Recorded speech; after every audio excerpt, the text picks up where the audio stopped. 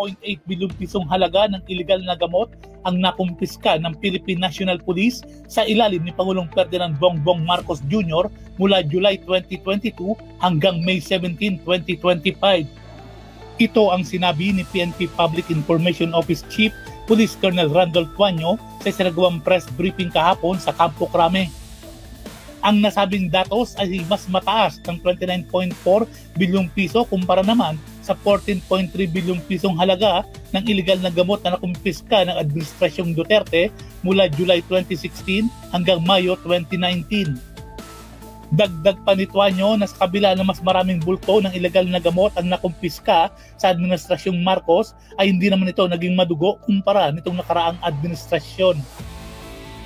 Sa ngayon, matapos ang malaking huli ng mga sindikato ng iligal na gamot ay tututok naman ang PNP sa paghuli sa ibaba katulad ng mga street level pushers sa pamamagitan ng Barangay Anti-Drug Abuse Council o BADAC upang tuluyan ng masawata ang pagkalat ng iligal na gamot sa bansa.